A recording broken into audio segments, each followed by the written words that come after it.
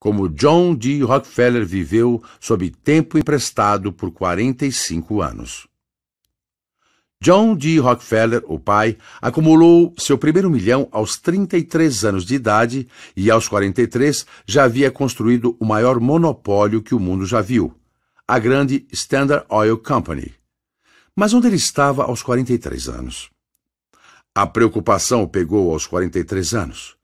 A preocupação e a vida de alta tensão já tinham arruinado a sua saúde. Aos 53 anos, ele parecia uma múmia, disse John K. Winkler, um de seus biógrafos. Aos 53 anos, Rockefeller foi atacado por enfermidades digestivas místicas que causaram a queda dos seus cabelos e até dos cílios, exceto por uma camada fina nas sobrancelhas. A sua condição era tão séria, disse Winkler, que durante um tempo John D. teve que subsistir à base de leite humano.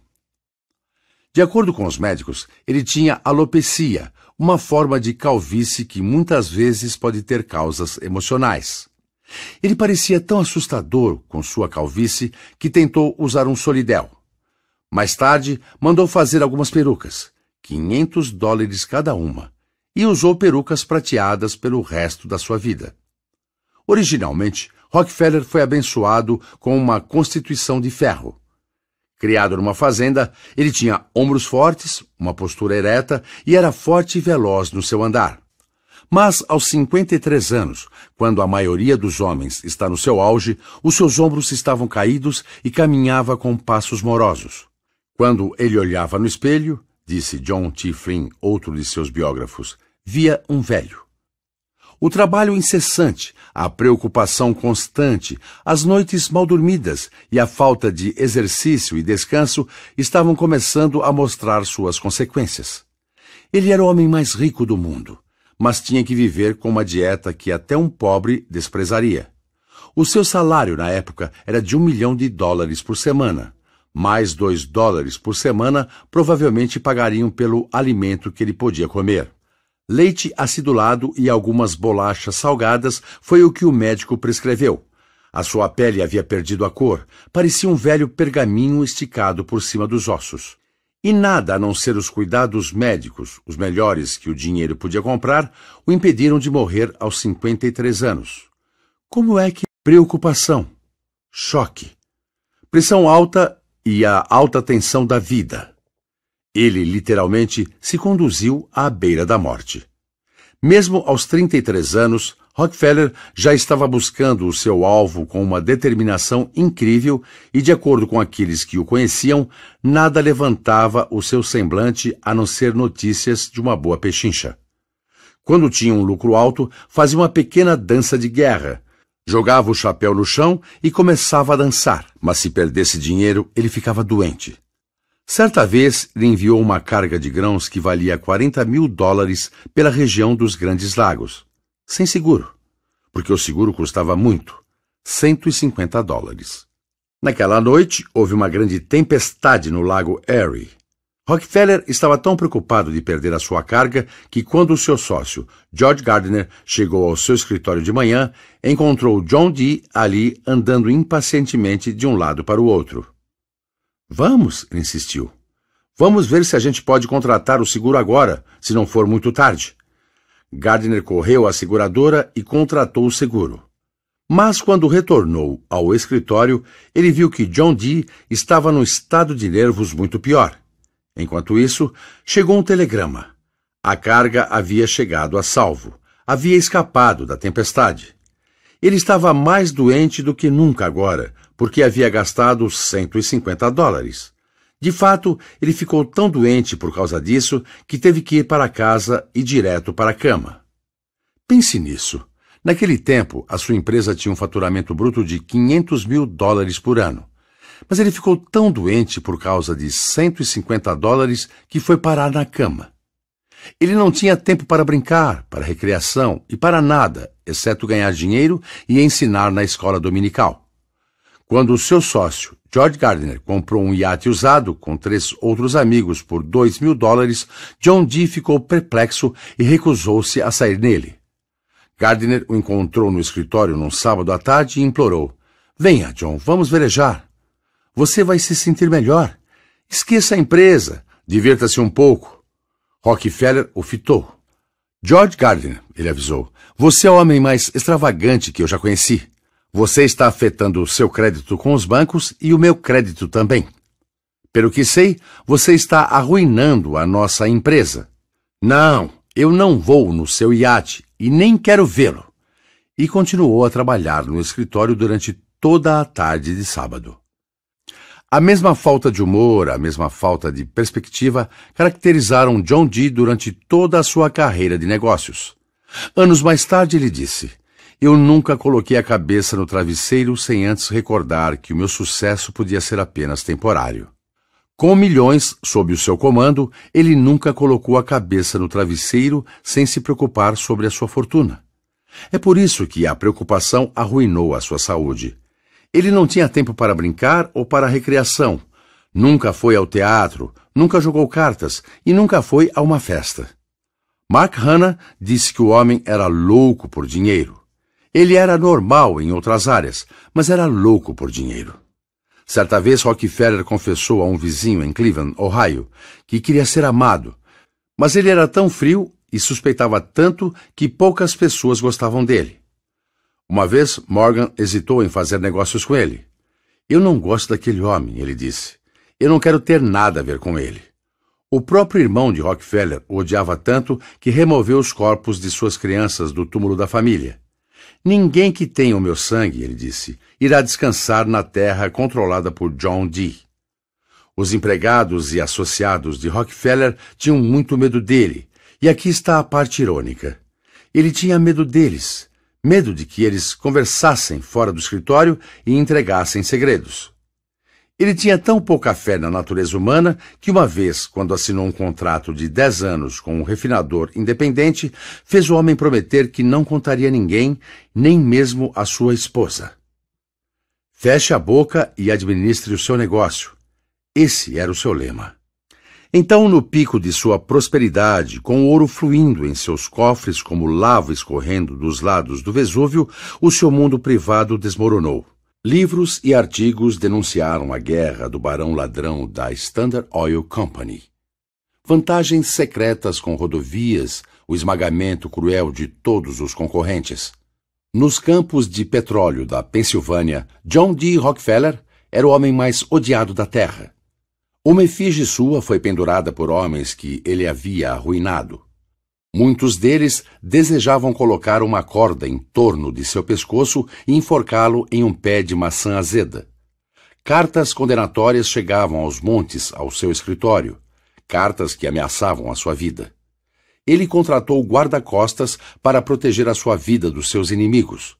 Tentou ignorar esse ciclo de ódio. Certa vez disse cinicamente, você pode me chutar e me machucar, mas eu sempre consigo o que quero.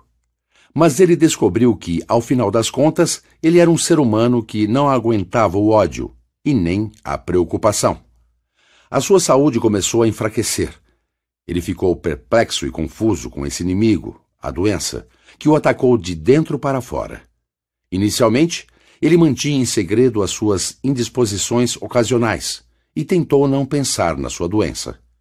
Mas a insônia, a indigestão e a perda de cabelo, todos os sintomas físicos de preocupação e de colapso, não podiam ser ignorados. Finalmente, os médicos lhe contaram a verdade que o chocou. Ele poderia escolher o seu dinheiro e as suas preocupações ou a sua vida. Eles o avisaram. Ele devia se aposentar ou morrer. Ele se aposentou.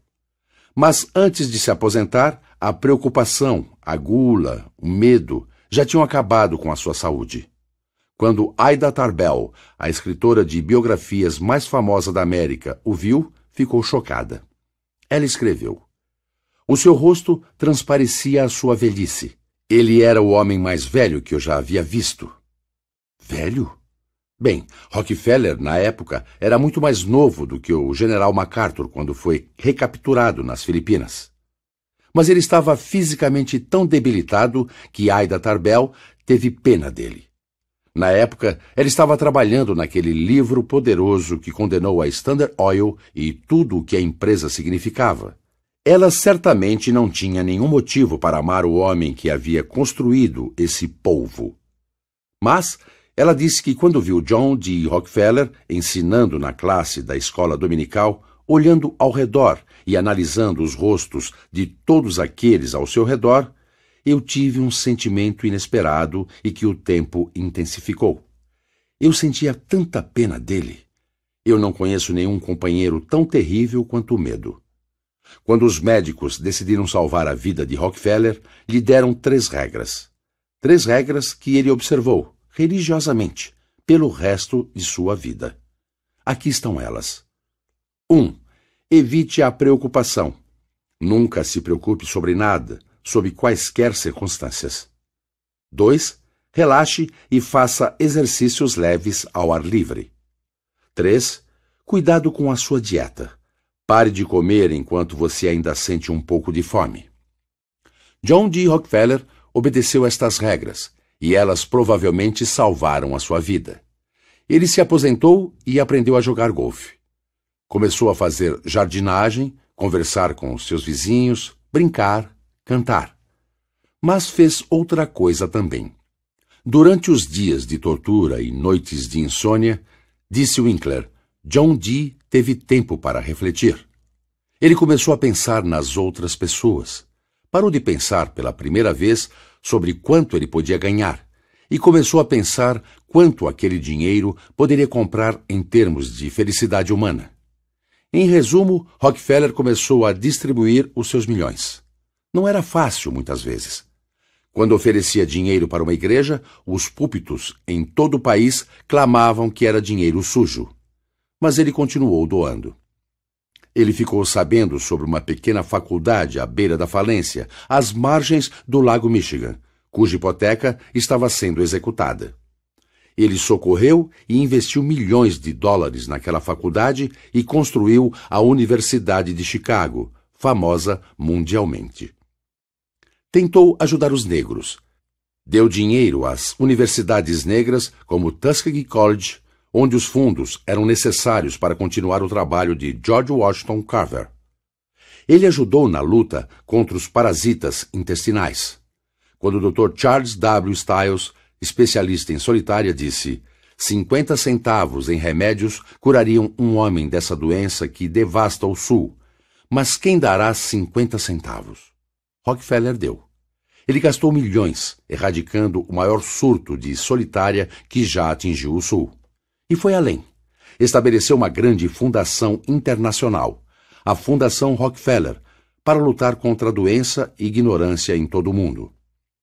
Eu falo com sentimento sobre esse trabalho porque eu devo a minha vida à Fundação Rockefeller. Como eu me lembro disso? Quando eu estava na China em 1932, a cólera corria solta em Pequim. Os camponeses chineses estavam morrendo como moscas. Mas no meio de todo esse terror, nós pudemos ir ao Rockefeller Medical College e fomos vacinados para nos proteger contra a praga.